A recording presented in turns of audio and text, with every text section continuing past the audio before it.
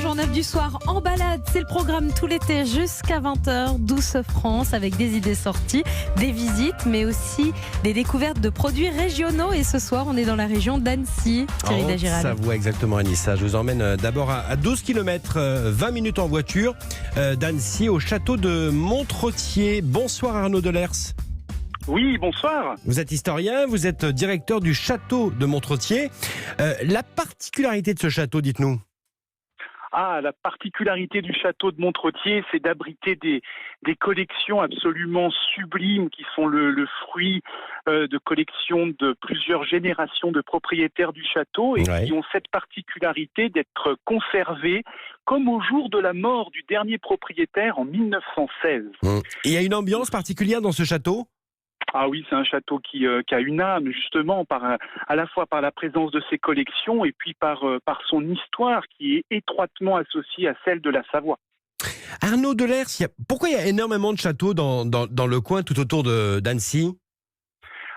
C'est parce que l'histoire de la Savoie est assez singulière. On oublie un peu souvent que la Savoie ne devint française qu'en 1860.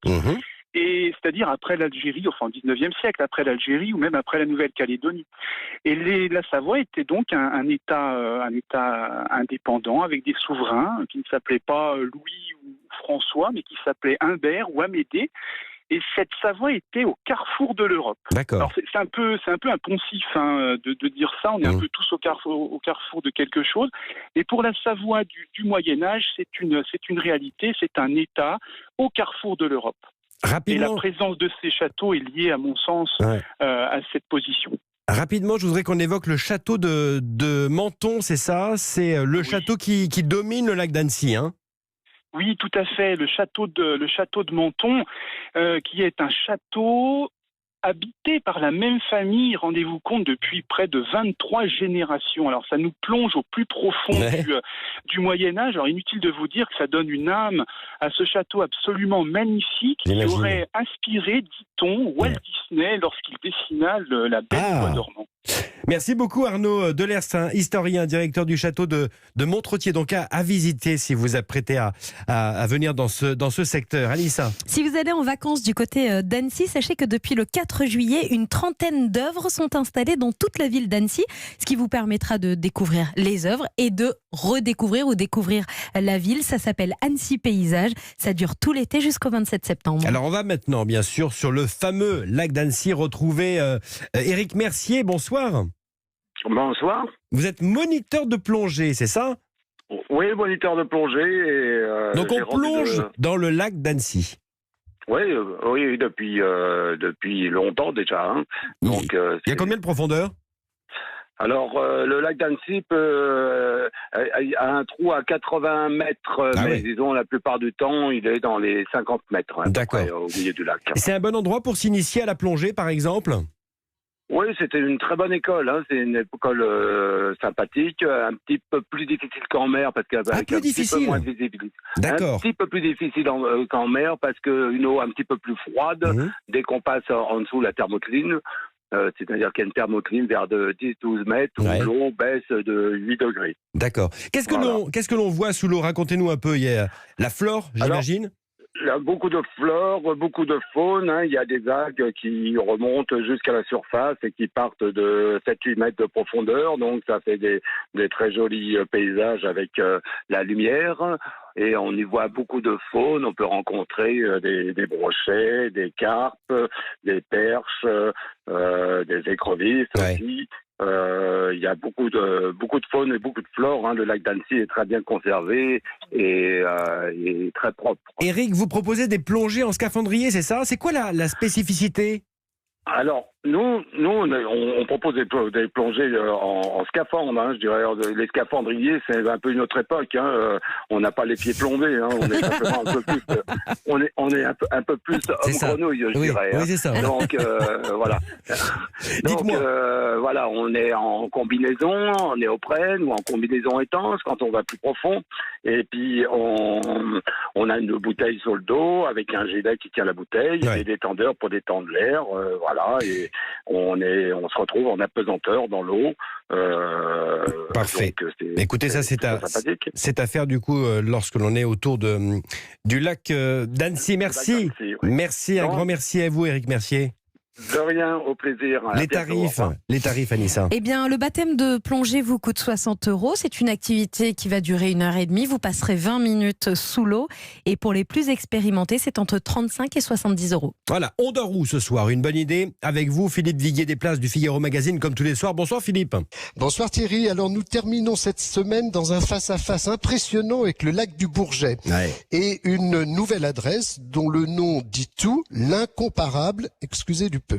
Alors c'est un ancien manoir transformé en hôtel 5 étoiles. Alors, il y avait sûrement des travaux à faire parce que ça a duré 4 ans, mais le résultat est top. Piscine, tennis et des chambres, une vue extraordinaire car l'hôtel est juché sur la colline de Tresserve. Ça ne vous dit rien, mais c'est là où Lamartine a écrit son plus célèbre poème, Le Lac. Le prix, Philippe. Alors, l'incomparable a un prix à partir de 325 € à peu près. Merci beaucoup Philippe, bien sûr on se donne rendez-vous lundi. On reste à Annecy, dans le secteur d'Annecy, avec dans un instant des saveurs et Marion Sauveur. Douce France dans votre grand journal du soir sur Europe 1 jusqu'à 20h. Nous sommes à Annecy en Haute-Savoie et on s'arrête à table, le temps de déguster une spécialité du terroir français, Thierry. Avec Marion Sauveur. Bonsoir Marion. Bonsoir. Attendez, parce que là je suis comme un fou. C'est délicieux. C'est mon fruit préféré. Vous êtes venu charger les bras chargés de framboises et j'adore ça. Ce qui est hallucinant, c'est qu'il n'y en a pas que des rouges. Eh bien oui, il y en a aussi des blanches, alors qui ont une couleur un peu jaune doré. Elles sont pratiquement dépourvues de pigments colorés. Elles ont un goût assez fin, moins acidulé. Alors il y a aussi des noirs qui existent, il n'y en a pas ici, mais qui ressemblent à des mûres, qui ont un bon goût de fruits rouges. Et puis on a aussi plein de variétés différentes dans les rouges. Alors des grains plus ou moins charnus, des couleurs différentes. Vous connaissez d'ailleurs peut-être la Maker, qui est la plus produite en France, ou sinon l'Héritage, qui est très parfumé. Qu'est-ce qu'elles sont bonnes, dis donc. Alors là, vous êtes venu avec un panier de l'Interfell. C'est quoi? C'est une association? C'est l'association interprofessionnelle des fruits et légumes frais et qui promouvoit justement. On les remercie beaucoup. Qui promeut ces fruits qui sont magnifiques.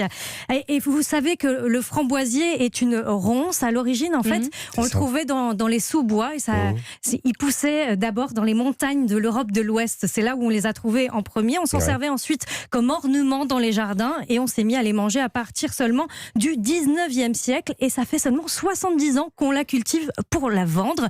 Et l'un des villages qui est devenu célèbre pour sa production de framboises est justement en Haute-Savoie, c'est Machilly. C'était dans les années 50, c'était devenu la capitale de la framboise. 1900 tonnes de framboises étaient fabriquées à l'année. C'était la moitié de la production française quand même dans un tout petit village. Aujourd'hui, il y a 1000 habitants et on s'y rend justement en partant d'Annecy. Alors on prend la 40 direction le lac Léman. Il y en a pour 45 minutes à peu près et on arrive à Machilly. Je vous donne toutes les routes, Thierry. Non mais c'est important, on prend note, c'est très bien. Et on arrive donc à Machilly et on retrouve Sandra Lyonnais qui est donc la dernière productrice de framboises du village. Bonsoir Sandra Lyonnais.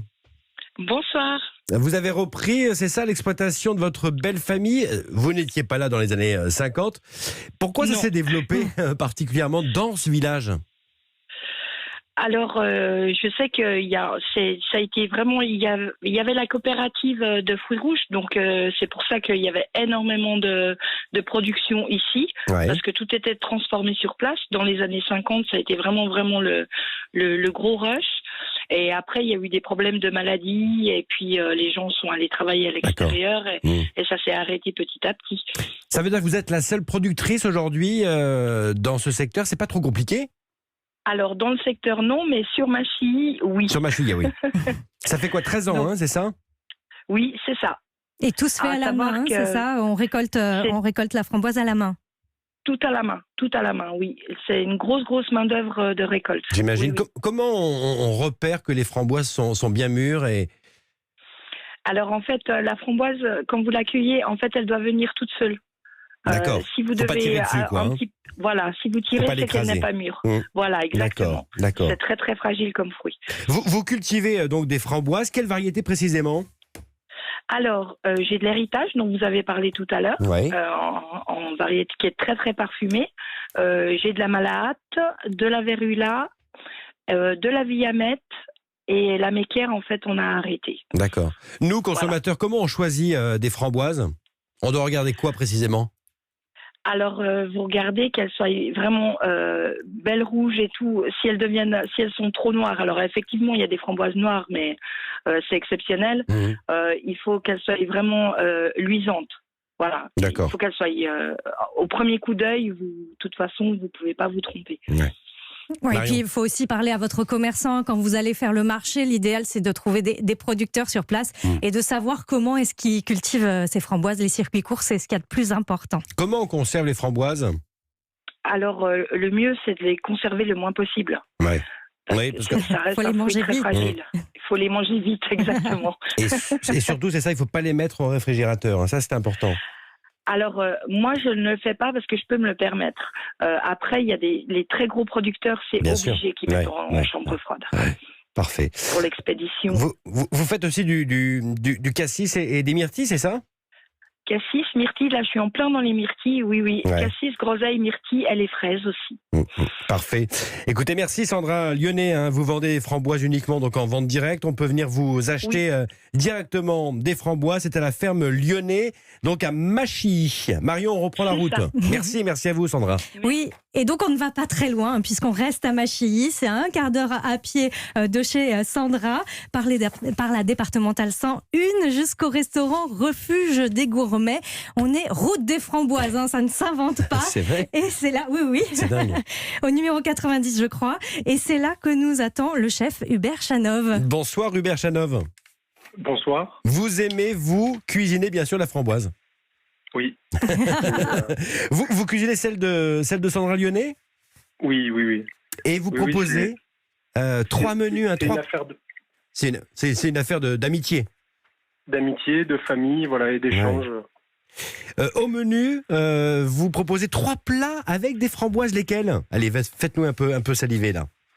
Voilà, donc là on va commencer sur la première entrée, on va proposer une truite qui est mi-cuite, servie avec les premières tomates cerises. D'accord. Donc qui commence à avoir un petit peu de sucre. Là on a eu des belles températures. Ouais. Donc on commence à trouver un petit peu de sucre.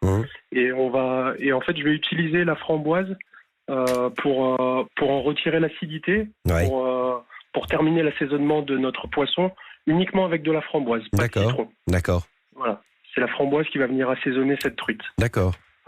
Après, on va retrouver un velouté, plus tard dans le menu, on va retrouver un velouté de petits pois avec un sorbet poivron et framboise qui se marie très bien. Ouais. Donc le poivron confit, pareil, on va aller chercher la sucrosité du poivron en le faisant confire longtemps au four. Ouais. Et l'associer avec la framboise, c'est quelque chose qui marche très bien.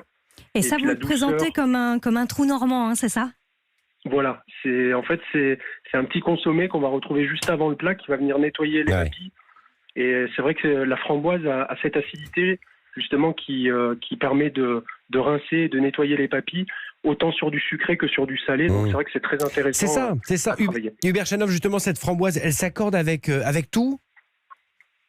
Tout, non. Après, c'est vrai que sur de la viande rouge avec du bœuf, du pigeon, on fait beaucoup de pigeons aux cerises, du canard aux cerises. Voilà, la framboise, c'est exactement pareil. Voilà, la viande rouge notamment.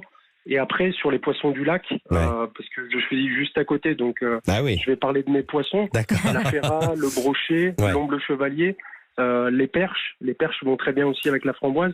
Voilà, parfait. Bon, écoutez, grand merci à vous, Hubert Chanov. On peut déguster vos plats à base de framboise donc tout l'été au relais des gourmets, route des framboises. Pardonnez-moi ? Merci. Le refuge des gourmets. Refuge des gourmets. Donc, route des framboises, c'est à Machy, le menu, Marion ? Et il est à 65 € à partir de 65 € le menu en 6 temps. D'accord. Merci beaucoup, Marion Sauveur. On vous retrouve demain matin, bien sûr, aux côtés de Laurent Mariotte. Et lundi, dans la matinale de Pierre de Villeneuve. Et oui, je vous parlerai d'un fromage, le picodon. Délicieux. C'est l'Ardèche, ça ? Et oui, et la Drôme également. Et on en parlera du coup lundi soir. Exactement. Super. Rendez-vous lundi. Merci beaucoup, Marion.